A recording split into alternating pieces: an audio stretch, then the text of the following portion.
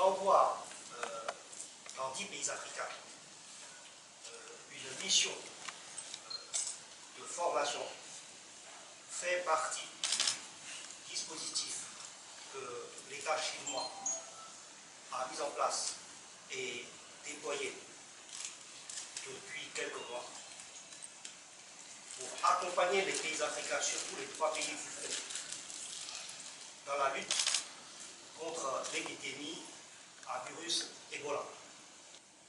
Et aujourd'hui, la formation des professionnels de la santé publique est un prolongement de cet effort global du gouvernement chinois. Soyez assurés que l'État chinois est là pour vous aider à affronter cette épidémie à virus Ebola. Et nous sommes là aussi pour vous aider à mettre en place un dispositif de santé publique plus efficace, plus performant, et cela fait partie de notre coopération conséquente avec les pays africains. Et donc, cette coopération, c'est une relation marquée d'amitié, de sincérité et surtout de solidarité. Madame la ministre, je voudrais au nom des partenaires au développement et en mon nom propre vous adresser, à l'occasion de la présente cérémonie, nos encouragements et nos félicitations pour la vigilance et la détermination avec lesquelles vous organisez la préparation et la riposte à la maladie à virus Ebola. La présente cérémonie qui consacre le lancement du programme de formation avec l'appui de la coopération de la République populaire de la Chine en faveur de la lutte contre la maladie à virus Ebola au Sénégal est une illustration éloquente de cette coopération agissante déjà matérialisée par un don important d'équipement. Parlant d'Ebola, il est important de souligner que l'Afrique de l'Ouest est confrontée à la pire flambée de la maladie que le monde n'ait jamais connue. Depuis sa première apparition en 1976, soit près de 4 décennies, il s'agit de l'épidémie la plus importante, la plus longue, la plus grave et la plus complexe. Ce qui était à l'origine d'une crise sanitaire est devenu une crise ayant des conséquences d'ordre humanitaire, social, économique et sécuritaire. Toutefois, les victoires sur la maladie enregistrées au Sénégal, au Nigeria et au Mali et les signes de déclin qui se dessinent au niveau des pays à transmission active suscitent des lueurs d'espoir. Madame le ministre, vous avez instauré une gestion transparente de la préparation et de la réponse à l'épidémie de la maladie à virus Ebola, permettant ainsi à tout individu vivant dans le pays d'avoir une information claire sur la maladie et de savoir quelle est sa part de responsabilité dans la gestion du risque. Cette transparence a concerné également les partenaires de la coopération multilatérale et bilatérale, suscitant à leur niveau un élan de solidarité dans la pensée et l'action.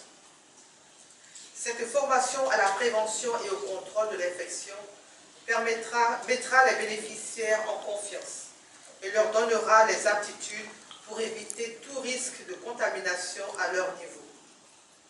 Pour terminer, Madame le ministre, c'est le lieu de féliciter les gouvernements et tous les partenaires de la coopération bilatérale et multilatérale pour l'appui fourni au Sénégal dans la préparation face à la menace Ebola. Excellence, Monsieur l'ambassadeur de la République populaire de Chine, Madame la représentante de l'OMS, chef de file des partenaires dans le domaine de la santé, Mesdames, Messieurs les experts qui nous viennent de Chine,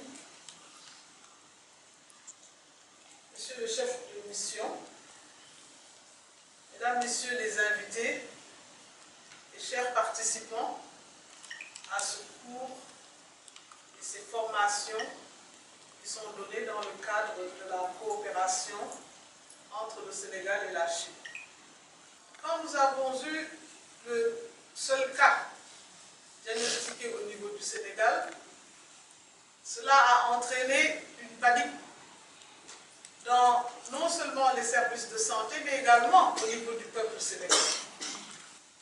Puisqu'il s'agissait d'une fièvre hémorragique, tout le monde attendait une fièvre avec quelqu'un qui saignait de partout.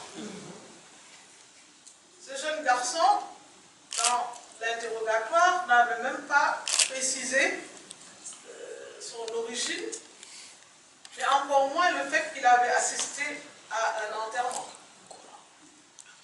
Ensuite, ces signes ne présentaient pas de signes d'alerte, puisqu'il s'agissait d'une fièvre, de vomissement, de troubles digestifs. Et donc, les gens ont pensé plutôt à un paludisme. Et c'est à partir d'ailleurs de ce cas que nous avons beaucoup discuté avec l'OMS pour dire qu'après il a été confirmé aux maladies infectieuses, il fallait surtout maintenant parler aux gens et former les gens sur cette base et en tenant beaucoup plus compte de la proximité des personnes avec soit des sujets contacts, soit des sujets malades, soit des cadavres, plus que des signes cliniques évocateurs. Donc voilà un peu l'histoire du Sénégal et le rôle de ce personnel de santé qui a eu à, malgré les conditions de travail difficiles, à prendre en charge un malade dans sans doute de bonnes conditions, en tout cas en faisant très attention, puisque sur les 74 personnes qui étaient considérées comme des sujets contacts, la moitié étaient des personnes du système de santé. Ça aurait pu être très grave pour le système. Il aurait pu y avoir des morts, mais Dieu merci, tout s'est bien passé. Et nous avons continué notre plan de riposte, notre surveillance aux frontières, etc., etc. Donc, Excellence, je voudrais dire, et Madame la représentante de l'OMS, qui est vraiment chef de file des partenaires, a été à nos côtés en permanence, et elle peut le dire et le confirmer que nous avons reçu avec beaucoup d'intérêt les dons que vous avez eu à faire.